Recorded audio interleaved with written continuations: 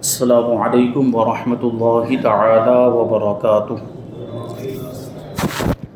نحمده ونصلي ونسلم على رسوله الكريم اما بعد فاعوذ باللہ من الشیطان الرجیم بسم اللہ الرحمن الرحیم ان اللہ وملائکتہ یصلون علی النبی یا ایہا الذین آمنوا صلوا علیہ وسلموا تسلیما اللہم صل علی سیدنا ومولانا محمد معدن الجود والکرم وآلہ الکرام وابنہ الکریم وبارک وسلم صلاة وسلاما علیک یا رسول اللہ صلی اللہ تعالی علیہ وسلم۔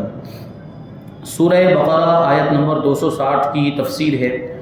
اللہ تبارک و تعالی ارشاد فرماتا ہے وَإِذْ قَالَ إِبْرَاهِيمُ رَبِّ أَرِنِي كَيْفَ تُحْيِي الْمَوْتَى قَالَ أَوَلَمْ تُؤْمِنْ قَالَ بَلَى وَلَكِنْ لِيَطْمَئِنَّ قَلْبِي قَالَ فَخُذْ أَرْبَعَةً مِنَ الطَّيْرِ فَصُرْهُنَّ إِلَيْكَ ثُمَّ اجْعَلْ عَلَى كُلِّ جَبَلٍ مِّنْهُنَّ جُزْءًا ثُمَّ ادْعُهُنَّ يَأْتِينَكَ سَعْيًا وَاعْلَمْ أَنَّ اللَّهَ عَزِيزٌ حَكِيمٌ۔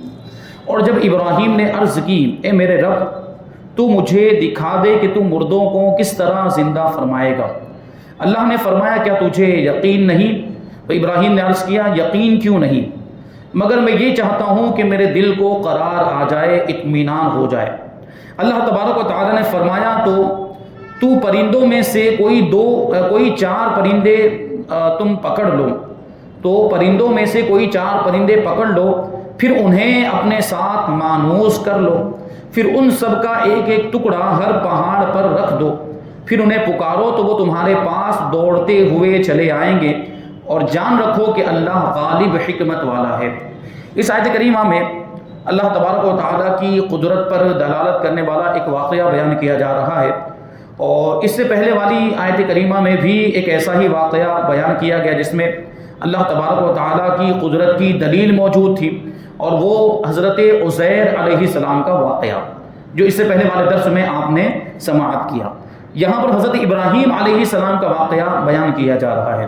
اللہ تبارک و تعالیٰ کی عظیم قدرت پر یہ واقعہ دلالت کرتا ہے، اور اس کا خلاصہ بیان کرتے ہیں کہ اس واقعے کا خلاصہ مفسرین نے لکھا ہے کہ سمندر کے کنارے ایک آدمی مرا ہوا پڑا تھا، یعنی حضرت ابراہیم علیہ السلام سمندر کے کنارے سے گزر رہے تھے تو آپ نے دیکھا کہ وہاں پر ایک آدمی مرا ہوا پڑا ہے، اس کی لاش پڑی ہوئی تھی، اور سمندر کا پانی چونکہ چڑھتا اترتا رہتا ہے، چنانچہ جب پانی چڑھا تو مچھلیوں نے اس لاش کو کھایا، اور جب پانی اترا تو جنگل کے درندوں نے کھایا، جنگل کے درندے آ گئے پھر اس کی لاش کو کھانے لگے، اور جب درندے کھا کر چلے گئے تو پھر پرندوں نے کھایا۔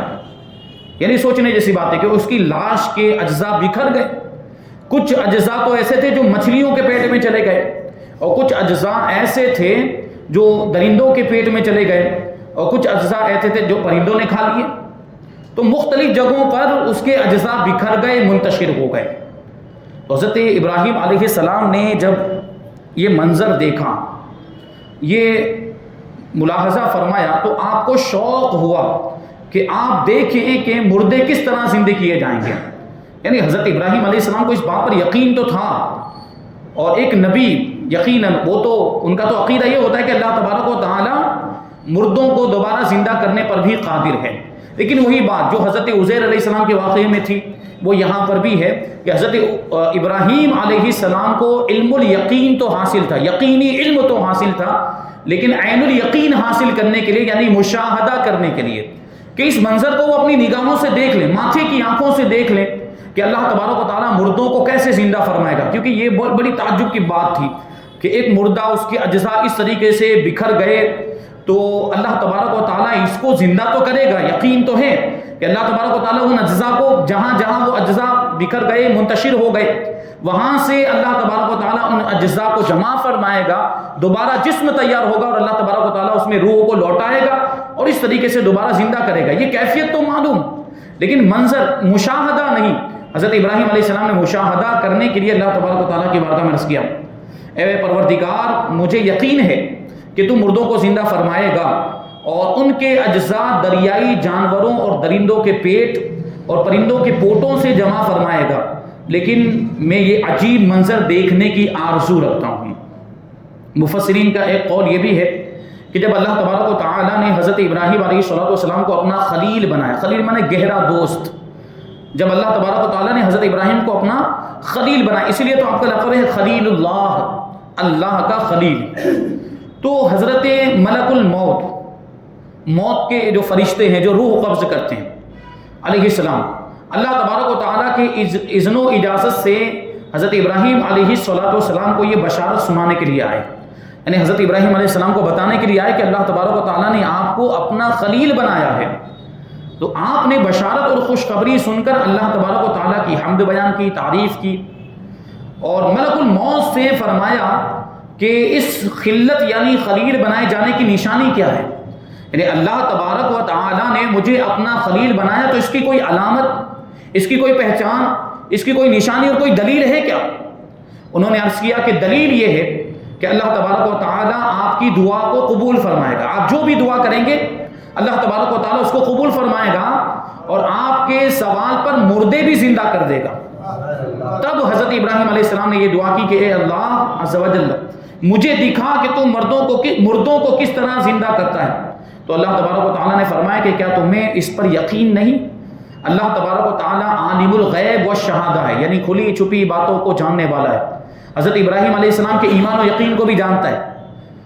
حضرت ابراہیم علیہ السلام کے کمال ایمان و یقین کا اللہ تبارک و تعالیٰ کو علم ہے، اس کے باوجود یہ سوال فرمانا کہ کیا تجھے یقین نہیں، یہ اس لیے ہے کہ سامعین یعنی سننے والوں کو سوال کا مقصد معلوم ہو جائے کہ ابراہیم کے دل میں کوئی شک نہیں ہے، ابراہیم کے دل میں کوئی شبہہ نہیں ہے، اور اللہ تبارک و تعالیٰ کی قدرت کے تعلق سے ان کا ایمان ڈگمگاتا نہیں، متزلزل نہیں ہے۔ یہ کمال ایمان اور یقین اللہ تبارک و تعالیٰ کو اس کا علم ہے، لیکن اس کے باوجود اللہ تبارک و تعالیٰ یہ سوال پوچھ رہا ہے تاکہ حضرت ابراہیم علیہ السلام وہ جواب دیں جو آگے آ رہا ہے، اور اس کے ذریعے سے لوگوں کو، سننے والوں کو، کیونکہ یہ تو اس زمانے میں بھی سنا گیا ہوگا یہ واقعہ، اور اس کے بعد بھی، اور قرآن مجید میں آ جانے کے بعد اب یہ واقعہ قیامت تک سنا جاتا رہے گا، تو سننے والوں کو پتہ چل جائے کہ حضرت ابراہیم علیہ السلام نے کسی شک اور کسی شبہ کی وجہ سے وہ سوال نہیں پوچھا تھا، اللہ تعالیٰ کی بارگاہ میں یہ عریضہ پیش نہیں کیا تھا، بلکہ مشاہدہ کرنے کے لیے اور اس منظر کو اپنی نگاہوں سے دیکھنے کے لیے یہ سوال کیا تھا۔ تو وہ فرماتے ہیں یہ سوال اس لیے ہے کہ سامعین کو سوال کا مقصد معلوم ہو جائے اور وہ جان لے کہ یہ سوال کسی شک اور شبہ کی بنا پر نہ تھا۔ چنانچہ حضرت ابراہیم علیہ السلام نے عرض کیا یقین کیوں نہیں، لیکن میں چاہتا ہوں کہ یہ چیز آنکھوں سے دیکھوں تاکہ میرے دل کو قرار آ جائے، اور خلیل بنائے جانے والی صورت پر یہ معنی ہوں گے کہ اس علامت سے میرے دل کو تسکین ہو جائے، سکون مل جائے کہ مجھے اپنا خلیل، تو نے مجھے اپنا خلیل بنایا ہے۔ کیونکہ حضرت ملک الموت نے تو بشارت دے دی تھی، لیکن وہ دلیل کے طور پر یہ واقعہ، اس واقعے کا مطالبہ حضرت ابراہیم علیہ السلام اس لیے کر رہے تھے کہ آپ کو اللہ تبارک و تعالیٰ کے خلیل ہونے کا یقین ہو جائے۔ حضرت ابراہیم علیہ السلام کی فرمائش پر حکم خداوندی ہوا کہ تم 4 پرندے لے لو اور انہیں اپنے ساتھ خوب مانوس کر لو۔ مانوس کر لو مطلب کیا ہوا کہ پرندے کو اپنے سے قریب کر لو اور گھلا ملا لو، جس کی وجہ سے پرندے تمہیں پہچاننے لگ جائیں۔ ایسا ہوتا ہے، پرندے بہت سے لوگ پالتے ہیں، جیسے کبوتر بہت سے لوگ پالتے ہیں، تو ایک وقت ایسا آتا ہے کہ کبوتر اس پالنے والے سے مانوس ہو جاتے ہیں، وہ پھر اڑاتا بھی ہے تو دوبارہ اڑ کر وہ اس کے پاس ہی آ کر بیٹھتے ہیں، تو یہ مانوس ہونا اس کو کہا جائے گا۔ تو اللہ تبارک و تعالیٰ نے حکم دیا کہ 4 پرندے لے لو اور ان 4 پرندوں کو اپنے سے مانوس کر لو، پھر انہیں ذبح کر کے ان کا قیمہ آپس میں ملا کر مختلف پہاڑوں پر رکھ دو اور پھر انہیں آواز دو۔ یہ بھی غور کرنے کی بات ہے، ان میں ہر ایک اپنی پہلی والی شکل و صورت میں بن کر تمہارے پاس آ جائے گا۔ چنانچہ حضرت ابراہیم علیہ السلام نے 4 پرندے لیے۔ ایک قول کے مطابق وہ 4 پرندے کون سے تھے؟ ایک مور، دوسرا مرغ جس کو مرغا ہم لوگ کہتے ہیں، تیسرے نمبر پر کبوتر اور چوتھے نمبر پر تھا کوا۔ یہ 4 پرندے حضرت ابراہیم علیہ السلام نے لیے اور آپ نے انہیں بحکم الہی ذبح کیا۔ 4 پرندوں کو ذبح کیا، سب کی گردنیں الگ کر لی اور ان کے پر اکھاڑے اور قیمہ کر کے، اب جو گوشت بچا تھا اس سب کا قیمہ کر دیا۔ قیمہ کرنے کے بعد ان کے اجزاء باہم ملا دیے. یہ بڑی اور زیادہ تعجب خیز بات. یعنی ایسا بھی نہیں ہوا کہ ایک پرندے کے گوشت کا قیمہ کرنے کے بعد اس کو الگ رکھا گیا ہو, اسی طرح چاروں پرندوں کے قیمے کو الگ الگ رکھا گیا, نہیں, بلکہ قیمہ کرنے کے بعد ان چاروں پرندوں کے قیمے کو آپس میں مکس کر دیا, ملا دیا, خلط ملط کر دیا. اب نہیں پتا چلتا تھا کہ کون سا گوشت کون سے پرندے کا اور کون سا قیمہ کون سے پرندے کا. چاروں پرندوں کے قیمے کو آپس میں مکس کرنے کا اللہ تبارک و تعالیٰ نے حکم دیا.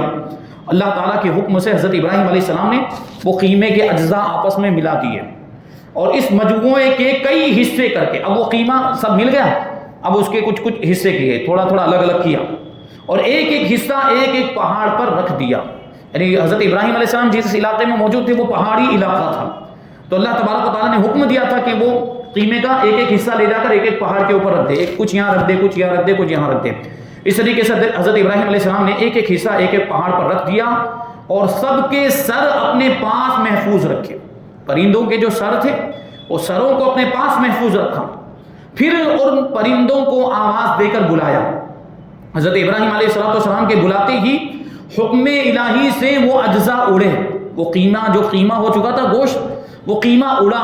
خود سوچیں آپ, اور ہر جانور کے اجزاء علیحدہ ہو کر اپنی ترتیب سے جمع ہو گئے. یعنی پہلے تو وہ قیمہ وہ گوشت آپس میں مل چکا تھا, وہ مکس ہو گیا تھا. پہلے تو وہ الگ ہوا, وہ قیمہ جو ہے آپس میں الگ ہوا اور ہر پرندے کا قیمہ علیحدہ ہو گیا. جیسے کبوتر کا قیمہ الگ ہو گیا اندر سے نکل کے, ہم خود اس کو الگ نہیں کر سکتے, لیکن یہ اللہ تعالیٰ کی قدرت ہے. اللہ تبارک و تعالیٰ کی قدرت سے وہ ہر پرندے کا قیمہ الگ ہو گیا. کبوتر کا قیمہ الگ ہو گیا, کوے کا قیمہ الگ ہو گیا, اور مور کا قیمہ الگ ہو گیا, اور مرغ کا قیمہ, چاروں پرندوں کا قیمہ الگ الگ ہو گیا.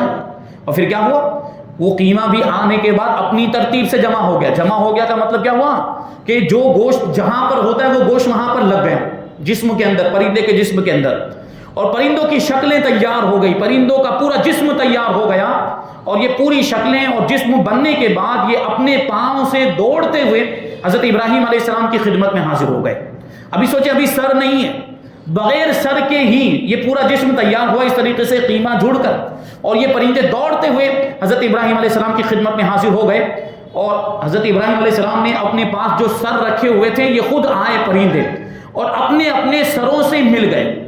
اچھا, یہ بھی اللہ کی قدرت. ایسا بھی نہیں ہوا کہ جو مرغ ہو وہ مور کے سر میں جا کر جڑ گیا ہو, یا جو کبوتر ہو وہ کوے کے سر میں جا کر جڑ گیا, ایسا بھی نہیں. یہ اللہ تبارک و تعالیٰ کی قدرت, جس کا جو سر تھا وہ اسی سے جا کر ملا, جس کا جو سر تھا, یہ اللہ تعالیٰ کی قدرت کاملہ. ہم غیر مسلم ہیں, تو یہاں سر کی بات تھی اس لیے عرض کیا. تو سروں سے مل کر بعین ہی پہلے کی طرح مکمل پرندے بن گئے. یہ اللہ تبارک و تعالیٰ کی قدرت, سبحان اللہ. یہ قدرت کاملہ, اللہ تبارک و تعالیٰ کی قدرت کاملہ پر یہ واقعہ دلالت کرتا ہے. حضرت ابراہیم علیہ السلام نے یہ اللہ کی بارگاہ میں عرض کیا تو اللہ تبارک و تعالیٰ نے ان کو یہ منظر دکھایا تاکہ ان کو عین اور یقین حاصل ہو جائے. حضرت عزیر علیہ السلام اور حضرت ابراہیم علیہ السلام کے واقعات سے کئی چیزیں معلوم ہوتی ہیں. ایک, اللہ تبارک و تعالیٰ انبیاء کرام علیہ السلام کی دعائیں قبول فرماتا ہے. انبیاء کرام کی دعائیں کبھی رد نہیں ہوتی, کیونکہ وہ اللہ کے محبوب بندے, بہترین انسان ہوتے ہیں, بہترین سب سے زیادہ مقبول بندے ہوتے ہیں. تو ان کی دعائیں قبول نہیں ہوں گی تو پھر کس کی ہوں گی؟ انبیاء کرام کی دعائیں رد نہیں کی جاتی. دوسرے نمبر پر یہ بات معلوم ہوئی کہ انبیاء کرام علیہ السلام کی دعاؤں سے مردے بھی زندہ ہو جاتے ہیں. تیسری بات, اللہ تبارک و تعالیٰ انبیاء کرام علیہ السلام کی خواہشات کو پورا فرماتا ہے. چوتھی بات, جتنا یقین کامل ہوتا ہے اتنا ہی ایمان بڑھ جاتا ہے. پانچویں بات, مشاہدے سے معرفت میں اضافہ ہوتا ہے, کیونکہ دونوں نے, حضرت عزیر علیہ السلام نے بھی اور حضرت ابراہیم علیہ السلام نے بھی اللہ کی قدرت کا مشاہدہ کیا تھا. یہ معرفت, اللہ کی معرفت میں اس سے اضافہ ہوتا ہے, اللہ کی پہچان اس سے بڑھتی ہے. چھٹی بات کہ یہ واقعات اللہ تبارک و تعالیٰ کی عظیم قدرت کی عظیم دلیلیں ہیں. اور ساتویں بات کہ یہ واقعات مرنے کے بعد زندہ کیے جانے کی بھی بہت بڑی دلیل ہیں. یہ آیت کریمہ, آیت نمبر 260 کی تفسیر یہاں پر مکمل ہوئی. آگے بڑی پیاری آیت کریمہ ہے, آیت نمبر 261, جس میں اللہ کی راہ میں خرچ کیے جانے کی فضیلت بیان کی گئی کہ اللہ کی راہ میں خرچ کریں, چاہے صدقہ واجبہ ہو یا صدقہ نافلہ ہو, خیرات ہو, کسی کی مدد کرنا ہے, کسی اور طریقے سے کسی کی مدد کرنا, اس کی کیا فضیلت ہے اور اس کی کیا برکت ہے۔ اللہ تبارک و تعالیٰ فرماتا ہے مثل الذین ينفقون اموالهم فی سبیل اللہ کمثل حبۃ انبتت سبع سنابل فی کل سنبلۃ مئۃ حبۃ واللہ یضاعف لمن یشاء واللہ واسع علیم۔ ان لوگوں کی مثال جو اپنے مال اللہ کی راہ میں خرچ کرتے ہیں اس دانے کی طرح ہے جس نے 7 بالیاں اگائی اور ہر بالی میں 100 دانے ہیں، اور اللہ اس سے بھی زیادہ بڑھائے جس کے لیے چاہے، اور اللہ وسعت والا علم والا ہے۔ یہاں پر اللہ کی راہ میں خرچ کرنے والوں کی فضیلت بیان کی جا رہی ہے، ایک مثال کے ذریعے ان کی فضیلت بیان کی جا رہی ہے کہ یہ ایسا ہے جیسے کوئی آدمی زمین میں ایک دانہ بیج ڈالتا ہے۔ کھیتی کرنے والے آپ نے دیکھا ہوگا یا آپ نے اس کے بارے میں معلوم کیا ہوگا کہ وہ دانے بیج وہ کھیتی میں کھیتی کو جوتنے کے بعد اس میں وہ دانے ڈالے جاتے ہیں، تو کیا ہوتا ہے وہ بیج جب ڈالا جاتا ہے وہ کچھ دنوں کے بعد اس سے 7 بالیاں اگتی ہیں، بالیاں نکلتی ہیں اس میں سے، اور ہر بالی میں 100 دانے پیدا ہوتے ہیں۔ دیکھیے یعنی ایک دانہ ڈالا اس کے بدلے میں کتنے ہو گئے؟ 100 ہو گئے۔ گویا ایک دانہ بیج کے طور پر ڈالنے والا 700 گنا زیادہ۔ اچھا 7 بالیاں ہیں، 7 بالیوں کی وجہ سے کتنے ہو جائیں گے؟ 700 ہو جائیں گے، 100 نہیں ہوں گے، 700 ہوں گے۔ تو ایک دانہ بیج اگر کوئی ڈالے تو 700 گنا زیادہ حاصل کرتا ہے۔ اسی طرح جو شخص راہ خدا میں خرچ کرتا ہے اللہ تبارک و تعالیٰ اسے اس کے اخلاص کے اعتبار سے 700 گنا زیادہ ثواب عطا فرماتا ہے۔ یعنی اگر کسی نے اللہ کی راہ میں خرچ کیا اور خلوص کے ساتھ، اچھی نیت کے ساتھ، صرف اور صرف ثواب حاصل کرنے کی نیت سے خرچ کیا ہے تو اللہ تبارک و تعالیٰ اس کو 700 گنا تک ثواب عطا فرماتا ہے۔ اور یہ بھی کوئی حد نہیں، بلکہ اللہ تبارک و تعالیٰ کے خزانے بھرے ہوئے ہیں، اس کے خزانوں میں کسی چیز کی کمی نہیں۔ وہ کریم اور جواد ہے، وہ بخشنے والا، عطا فرمانے والا ہے، جس کے لیے چاہے اسے اس سے بھی زیادہ ثواب عطا فرما دے۔ چنانچہ کئی جگہ پر اس سے بھی زیادہ نیکیوں کی بشارت ہے، جیسے پیدل حج کرنے پر بعض روایتوں کی روح سے ہر قدم پر 7 کروڑ نیکیاں ملتی ہیں۔ اس آیت میں خرچ کرنے کا مطلقاً فرمایا گیا ہے، خواہ خرچ کرنا واجب ہو یا نفل ہو، نیکی کی تمام صورتوں میں خرچ کرنا شامل ہے۔ خواہ وہ کسی غریب کو کھانا کھلانا ہو، یا کسی کو کپڑے پہنانا ہو، کسی غریب کو دوائی وغیرہ لے کر دینا ہو، یا راشن دلانا ہو، کسی طالب علم کو کتاب خرید کر دینا ہو، یا کوئی شفا خانہ، دوا خانہ وغیرہ بنانا، یا فوت شدگان کے لیے جن لوگوں کی وفات ہو گئی ان کے ایصال ثواب کے لیے فقراء اور مساکین غریبوں کے تیجے 40ویں وغیرہ پہ کھانا کھلا دیا جائے، یہ سب خرچ کرنے میں شامل ہے، اور ان سب پر یہ ثواب مرتب ہو سکتا ہے۔ یہاں فرمایا گیا کہ بیج کے طور پر ڈالے جانے والے دانے نے بالیاں اگائیں، حالانکہ اگانے والا حقیقت میں اللہ تبارک و تعالیٰ ہی ہے۔ دانے کی طرف اس کی نسبت جو ہے وہ مجازی نسبت ہے، ایک نسبت حقیقی ہوتی ہے اور ایک نسبت جو ہے مجازی ہوتی ہے۔ یعنی جیسے کہ یہاں پہ دانے سے بالیاں اگانے والا حقیقت میں اللہ تبارک و تعالیٰ ہے۔ اگر ہم یہ کہیں کہ دانے سے بالیوں کو اللہ تبارک و تعالیٰ نے اگایا تو یہ نسبت ہوئی حقیقی، لیکن ہم یہ کہیں کہ دانے نے خود، وہ بیج نے خود بالیوں کو اگایا تو یہ نسبت کیا ہوگی؟ مجازی۔ اور یہ عام بول چال میں بولا جاتا ہے، اور یہ بہت ساری ایسی چیزیں، بہت سارے ایسے الفاظ اور بہت سارے ایسے جملے ہمارے درمیان رائج ہیں جن کے اندر اس طرح کی نسبتیں ہوتی ہیں جو مجازی نسبت۔ جیسے میں سمجھاؤں، مثال کے طور پر یہ کتابوں کے اندر بھی لکھا ہوا ہے کہ بن الامیر المدینہ تھا، بادشاہ نے شہر بنایا، بادشاہ نے شہر کو تعمیر کیا۔ اب اس کا مطلب یہ نہیں ہوتا ہے کہ بادشاہ نے خود اینٹیں لا لا کر اور گارا لا لا کر اس کی دیواریں بنائی ہوں، بادشاہ تو ایسا کرتا ہی نہیں، بادشاہ تو ایک جگہ پر بیٹھا ہوتا ہے، یعنی بادشاہ حکم دیتا ہے، بادشاہ کے حکم سے پھر وہ کاریگر کام کرتے ہیں، بادشاہ کے حکم سے مزدور وہ دیواریں بنائیں گے، قلعہ بنائیں گے اور اس طریقے سے عمارتیں تعمیر کریں گے، تو نسبت بادشاہ کی طرف کر دی جاتی ہے اور کہہ دیا جاتا ہے کہ بادشاہ نے شہر بنایا، جبکہ حقیقت میں بنایا کن لوگوں نے ہے؟ حقیقت میں مزدوروں نے بنایا ہے۔ تو یہ نسبت مجازی اور حقیقی اس طرح ہوتی ہے۔ اس سے معلوم ہوا کہ مجازی نسبت کرنا جائز ہے، جبکہ یہ نسبت کرنے والا غیر خدا کو تصرف و اختیار میں مستقل نہ سمجھے، یعنی یہ نہ سمجھے کہ حقیقت میں مدد کرنے والے یہی ہیں اور حقیقت میں تصرف کا اختیار انہی کو ہے۔ اللہ تبارک و تعالیٰ کو حقیقی مددگار جانتے ہوئے اور حقیقی تصرف و اختیار والا جانتے ہوئے کسی اور کی طرف ہی نسبت کی جا سکتی، جیسے ہم لوگ کہہ دیتے ہیں دوا کے بارے میں کہ یہ دوا جو ہے شفا دینے والی ہے، اس دوا یہ نفع دینے والی دوا، یہ نقصان دینے والی دوا، جبکہ حقیقت میں نفع دینا یا نقصان پہنچانا یہ اللہ تبارک و تعالیٰ کی قدرت ہے۔ اسی لیے یہ کہنا جائز ہے، وہی کہہ رہے ہیں کہ یہ دوا نافع ہے، یہ دوا نفع دینے والی ہے اور یہ مضر ہے، یہ درد کو دور کرنے والی ہے۔ اور یہ بھی کہا جاتا ہے کہ ماں باپ نے پالا، ماں باپ نے پرورش کی، جبکہ حقیقت میں پالنے والی ذات اللہ تبارک و تعالیٰ کی، تو ماں باپ کی طرف جو نسبت کی جا رہی ہے وہ نسبت مجازی ہے۔ اور یہ بھی کہا جاتا ہے کہ عالم نے گمراہی سے بچایا، جبکہ گمراہی سے بچانے والی ذات اللہ تبارک و تعالیٰ کی، لیکن عالم کی طرف جو نسبت کی جا رہی ہے وہ مجازی نسبت ہے۔ اور بزرگوں سے حاجت روائی کی، جو حاجت روائی وغیرہ، یعنی ہم کہتے ہیں کہ فلاں اللہ کے ولی نے فلاں کا کام بنا دیا، فلاں شخص کی مراد کو پورا کر دیا، فلاں شخص کی حاجت کو پورا کر دیا، تو حقیقت میں حاجت جو پورا کرنے والا ہے وہ تو اللہ تبارک و تعالیٰ ہے، مرادیں پوری کرنے والی ذات اللہ تبارک و تعالیٰ کی۔ اللہ کے ولیوں کی طرف جو نسبت کی جاتی ہے وہ نسبت مجازی ہے۔ اللہ تبارک و تعالیٰ نے ان کو طاقت عطا فرمائی، اللہ کی دی ہوئی طاقت سے وہ لوگوں کی مدد کرتے ہیں، تو ان سب میں مجازی نسبت ہے۔ اور مسلمان کے اعتقاد میں فاعل حقیقی، یعنی حقیقت میں یہ سارے کام کرنے والی ذات اللہ تبارک و تعالیٰ کی ذات ہے، اور باقی سب وسیلے ہیں اور ذریعے ہیں۔ نیز یہ بھی یاد رہے کہ نیک اعمال تو یکساں ہوتے ہیں، نیک عمل برابر ہوتے ہیں، مگر ثواب میں بعض اوقات بہت فرق ہوتا ہے، ثواب کم زیادہ ہو جاتا ہے۔ جیسے 1 روپیہ اگر کوئی ایک شخص خلوص نیت کے ساتھ کرے تو اس کی الگ حیثیت ہوگی، لیکن خرچ کرے، اور 1 روپیہ اگر کوئی دکھاوے کے طور پر خرچ کرے تو اس میں کوئی ثواب نہیں ملے گا۔ ثواب میں فرق ہوا کہ نہیں ہوا؟ یا تو اس لیے کہ اخلاص اور حسن نیت میں فرق ہوتا ہے، کوئی بڑے خلوص کے ساتھ اور بڑی اچھی نیت کے ساتھ خرچ کرتا ہے، اور دوسرا کوئی ایسا ہوگا جس کے اندر اتنا اخلاص نہیں ہوگا اور اتنی اچھی نیت نہیں ہوگی، کبھی غلط نیت بھی شامل ہو جاتی ہے، یا حضور پاک صلی اللہ علیہ وسلم کی نسبت کی وجہ سے تھوڑا سا عمل زیادہ ثواب کا باعث ہو جاتا ہے۔ جیسے کہ حضور پاک صلی اللہ علیہ وسلم نے فرمایا کہ اگر تم میں سے کوئی احد پہاڑ کے برابر سونا اللہ تبارک و تعالیٰ کی راہ میں خرچ کرے تو اس کا ثواب میرے کسی صحابی کے 1 مد، یعنی تقریباً 4 کلو کے آس پاس یہ وزن ہوتا ہے، یعنی 1 مد یا 5 کلو، 1 مد یعنی چھوٹی سی مقدار، بلکہ آدھا مد خرچ کرنے کے برابر بھی نہیں ہو سکتا۔ تو یہ صحابہ کرام کے ثواب کو بڑھایا گیا، کیوں بڑھایا گیا؟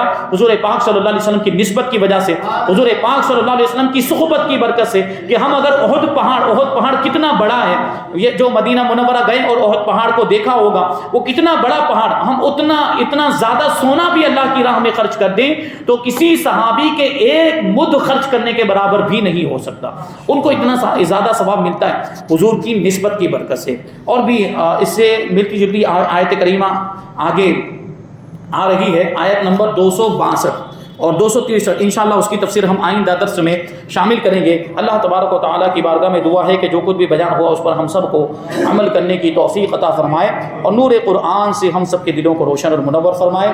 وما علینا الا البلاغ۔